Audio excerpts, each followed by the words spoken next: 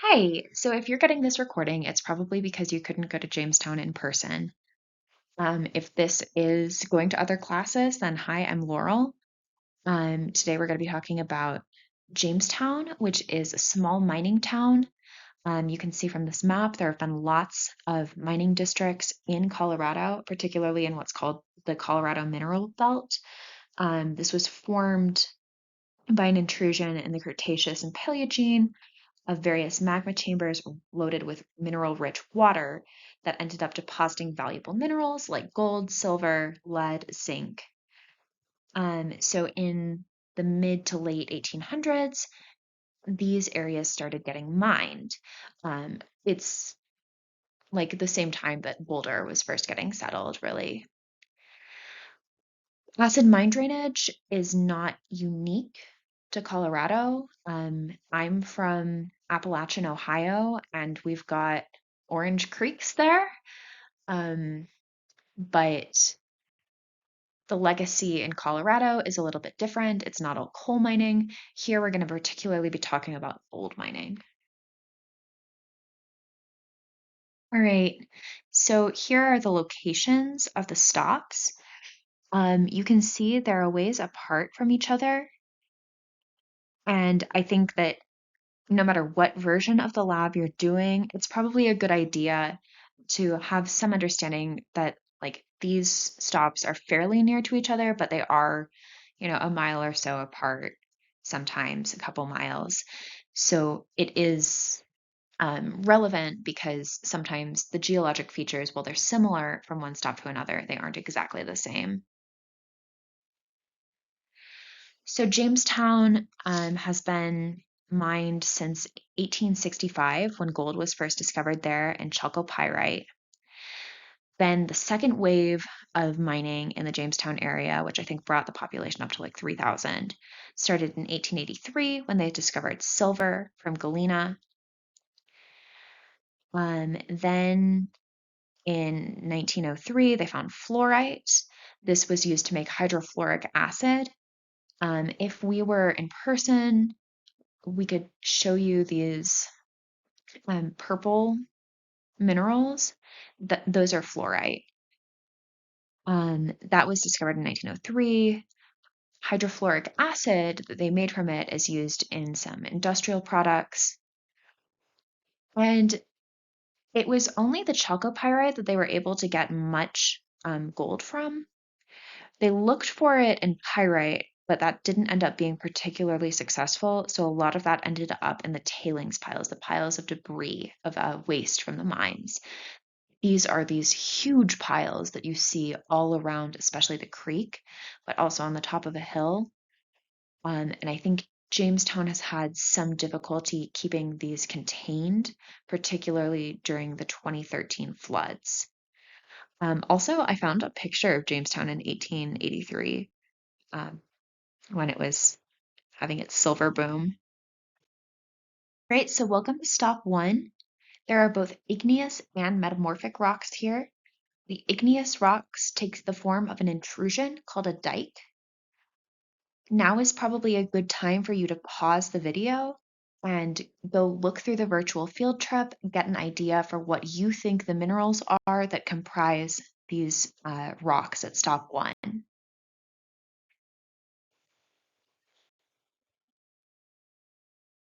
Okay, so you can see here, this is a close-up on especially some of the metamorphic rocks.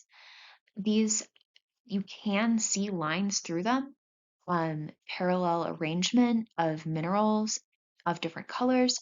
So you can tell that these are foliated metamorphic rocks. The foliation notably is oriented in a northeast to southwest direction. Because many of the rocks have thin bands of light and dark, they would be classified as gneiss. Some portions of the outcrop have abundant mica and therefore would be classified as schist. Now, going back to the igneous rocks, you'll notice that these have really, really big crystals. I found a great example of this when my Tuesday class went. It didn't have crystals as large as they can be, which is up to 7 to 8 centimeters. but they were really big, and it was very interesting to see something that's so like a granite, but it was much more broken into different parts. There was one like large, shiny, silvery part um, with the muscovite, and then there was a larger pink part with potassium feldspar. And then you've got these big quartz crystals. Now, for the crystals to get this big, for you to have, again, up to 7 to 8 centimeter long crystals, what you need is for the magma chamber in which these things grow to contain large amounts of water. The presence of that water helps the atom self-organize into a crystalline structure more rapidly than it can without water. And because these large crystals are such an important clue to the conditions of magma formation, this like large crystal granite gets its own special name. So that's why we're talking about pegmatite. Question of how these minerals got here has to do with plate tectonics, which if you're in my section, we haven't covered yet. That'll be next week. But anyway, if you did question 5, and if you haven't, then I encourage you to pause this video and go back and do that. You'll know that these rocks are very old. They're about 1.7 billion years old. So we know that around 1.7 billion years ago, there there was an arc of islands that was subducting, and that was forming the crust that now forms Colorado. So this island arc was joining what we call the Wyoming Craton. So this is the age of the earliest rocks in this region. It's like 1.78 to 1.65 billion years ago, this was happening in this region. So we know there was subduction. This is a type of convergent plate boundary, and this type of plate boundary often includes stratovolcanoes. These are like the big conical volcanoes. They're intermediate to high in silica, and they can erupt volcanic ash. And we know that there's volcanic ash in the rocks in this region, dating to 1.7 billion years ago. So we know that there was likely to be a subduction zone, both from these rocks and from other rocks nearby that help give us clues to these things. So granite can form if volcanoes are around or not. But one distinct possibility for what happened here is that this area was a magma chamber that fed a volcano, very silica-rich volcano. So if this was a magma chamber in a silica-rich stratovolcano, it was probably formed at a subduction zone. We can't tell this just from the igneous rocks alone, but in conjunction with the metamorphic rocks, it gets to be a stronger conclusion. So you've got a pile of ash and sediments from stratovolcanoes that buries and gets metamorphosed, in the presence of differential pressure, form gneiss and schist. The granites were then magma chambers that fed the volcanoes, and we know what way the arc was pointed because of the northeast to southwest direction of the foliation.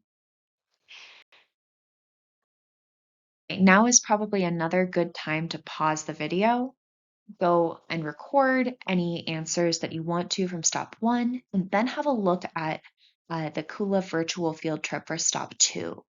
Get an idea of what you're looking at here and how this differs from the rocks in stop 1.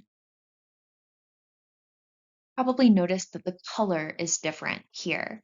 The color is much more yellow in stop 2 than it was in stop 1.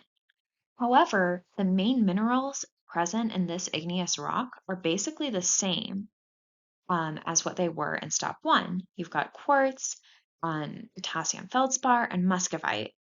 These are just discolored due to hydrothermal alteration. The maximum crystal size is also about the same in these rocks. It's about 7 to 8 centimeters. Be sure that you look for the igneous intrusions. So what is hydrothermal alteration? We know that in the Boulder foothills, there were rocks that were metamorphosed by the passage of mineral-rich fluids. So that's fluid, that's why there's the hydro in the word hydrothermal. This mineral-rich fluid associated with magma that intruded 75 to 45 million years ago. We can tell the path that these fluids took because it just altered the rock and their mineral composition, resulting in discoloration. So we can go through and we can see where the fluid was because the rocks there are yellow. So this puts a lot of sulfur into the rock, and miners in the late 1800s knew that such discolored zones often had precious metals. We're talking gold, silver.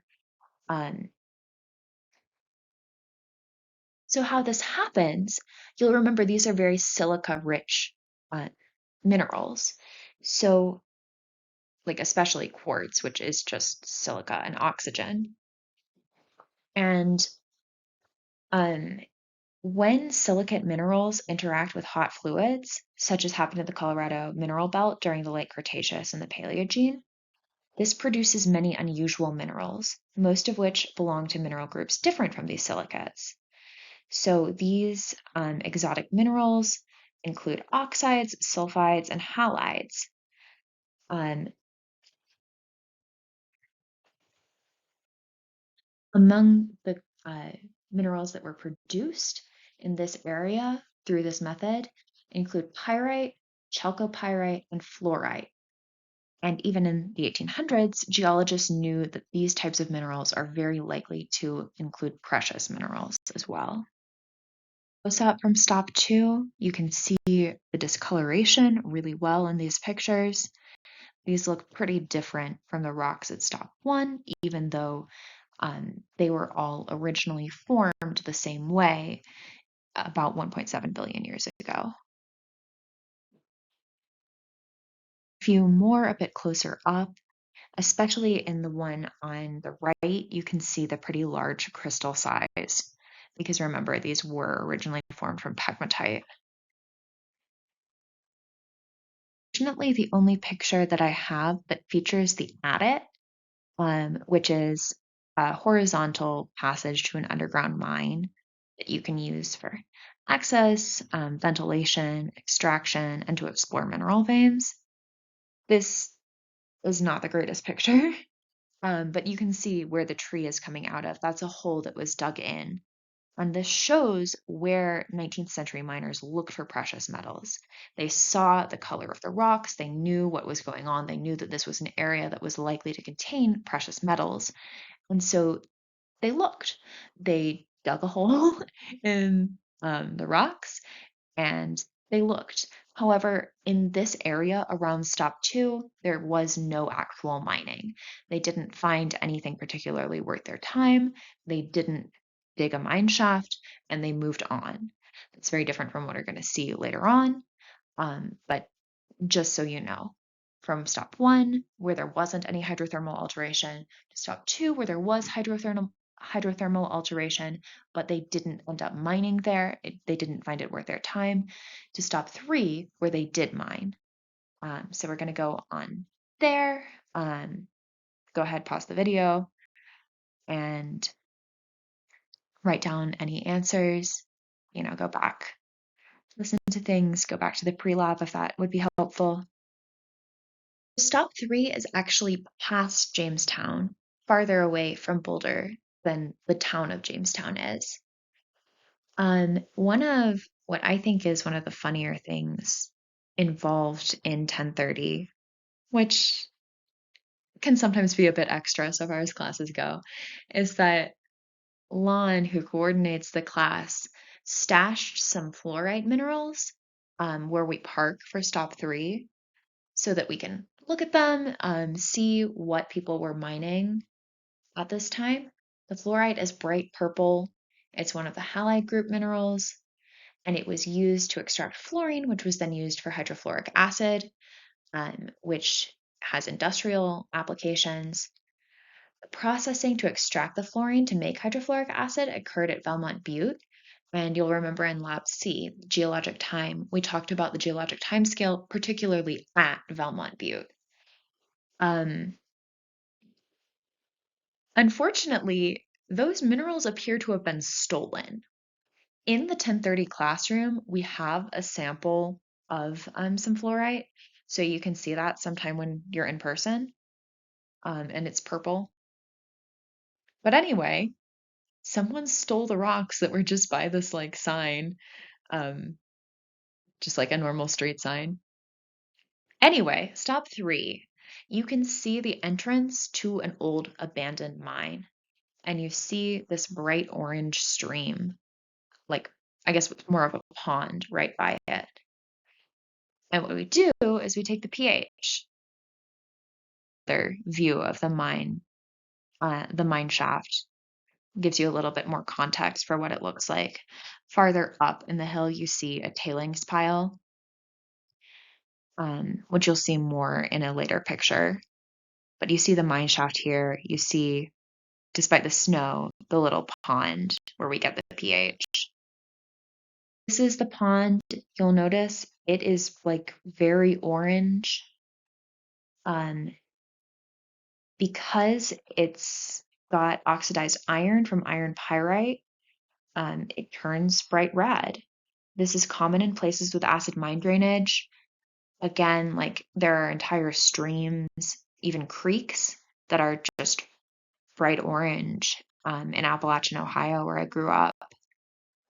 And so we get the pH from there. I feel like this is one of the silliest things that I did putting together this presentation.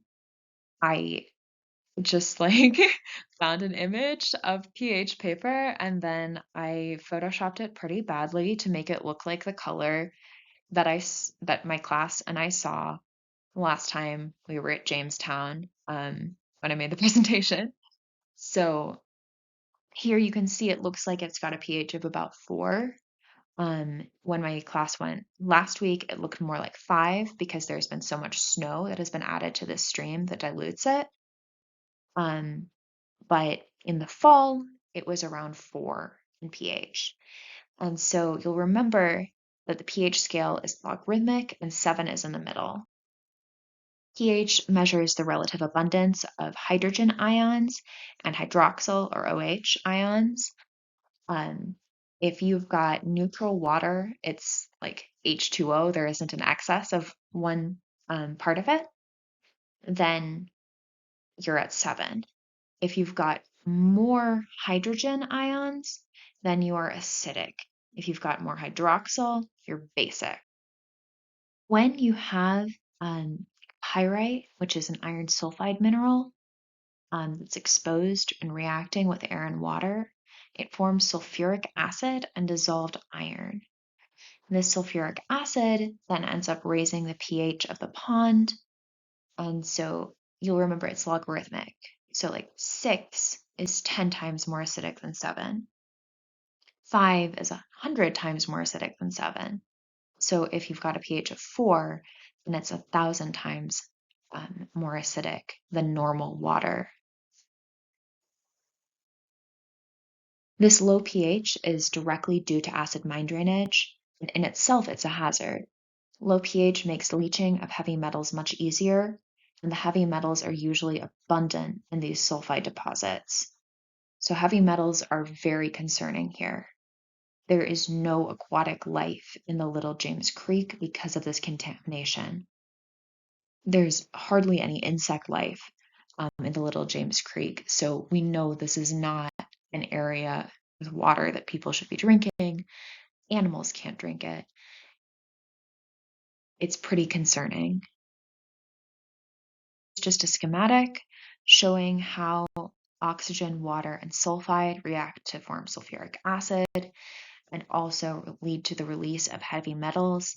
And this can be very devastating for the aquatic life in a region.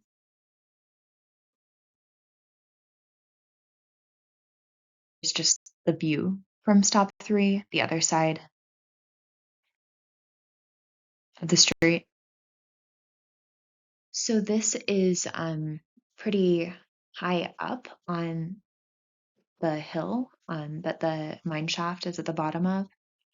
At the top of this, you see this like light colored yellowish ground rock material.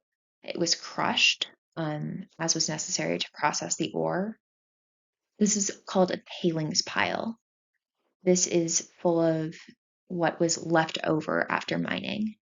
The crushing increases the surface area to the volume, and this makes leaching of heavy metals so much easier. It's a big environmental issue with tailings. And on the other side of the street, if you look down, I've never actually been able to see the Little James Creek. The water is always so low and you can't see it very well from that side. But you see right next to an area where, if you could see lower down, you would see water. These tailings piles. There are so many tailings piles in this area. I actually was watching a video. They have so many tailings piles there that they covered one of them with a huge amount of safe soil to make it, actually safe to be around. And they built a playground on top of it. Unfortunately, this was before 2013, and in the 2013 floods, all that soil like fell away. So they've got it everywhere. We had tailings piles everywhere in Appalachian, Ohio, too. Sorry, if you aren't in my section, you're just like, why am I getting the Appalachian, Ohio special version of this lab?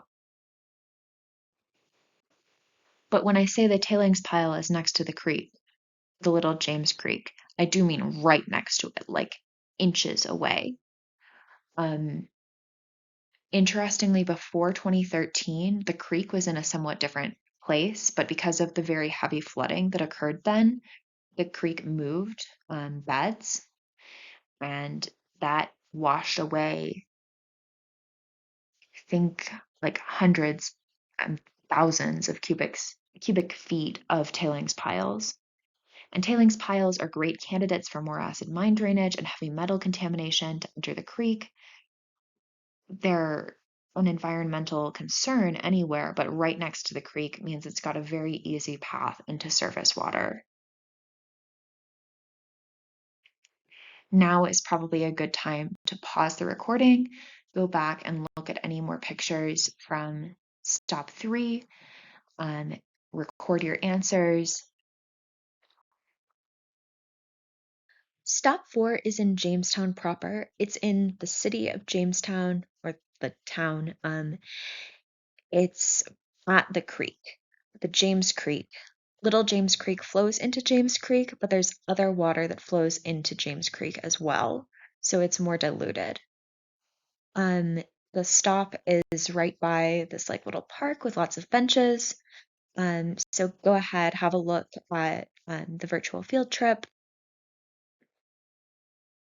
We took the pH of James Creek. It's different from when you looked in that small pond. And again, I'm sorry for how obviously it's photoshopped. I didn't take pictures when my class went and we used litmus paper. But that's the color that we found. So you'll see it's around a 6. So it's only about 10 times more acidic um, than like water you should be drinking and exposed to all the time. That's much, much higher than at the Emmett Shaft. Um, so when different people have tested the James Creek, they've found anything from like 4.5 to 6, depending on the season. So dilution from clean water reduces the contamination. So while the problem is serious, it isn't as dire. When you're thinking about the questions that ask you to assess the danger and how to mitigate it from the water in this region, bear in mind that these exotic sulfide minerals that are common in mine tailings contain heavy metals such as lead, arsenic, cadmium, mercury, zinc, and copper. Bioaccumulation makes these heavy metals much more dangerous for certain animals than for others. If you're at the bottom of the food chain, then you're just taking up things from the water, from the soil, and you will take in these heavy metals, but not as much as what eats this first layer of the food chain. What eats that is going to accumulate more of it because it's taken in things that were already stored in a body. And then what eats that layer of the food chain takes in even more of these heavy metals until you get to what's at the top of the food chain, and it can be very, very high in heavy metals. So this is why, like, they often tell people not to eat tuna more than a few times a week. Um, it's at the top of the food chain, so it will accumulate um, any heavy metals that are in water. So in 1999, the EPA asked citizens of Ward and Jamestown if they wanted Left Hand Canyon to be added to the Superfund list. The local residents had a lot of reservations about the EPA being involved in the cleanup, so the EPA instead funded the Boulder County Health Department to organize a community-based task force to study these options. The options were to do nothing, to seek Superfund listing to fund cleanup, or to seek alternatives to Superfund listing for raising money needed to pay for cleanup. Um, the task force ended up recommending that the county health department seek Superfund listing for Ward's Captain Jack Mill, but they didn't agree on what to do for Jamestown. It was like 3 in favor of Superfund listing, 4 opposed, who preferred to seek alternatives to EPA funding. So they didn't end up getting EPA funding, but there still were pretty notable concerns about the safety of the water, and those got exacerbated more in 2013 when there was like really detrimental flooding. So sorry to end this lab on such a bummer, just talking about the quality of the water supply. Um, but yeah, that's it for the virtual Jamestown lab. Go ahead and fill out uh, the rest of the questions you have. And thank you. Take care.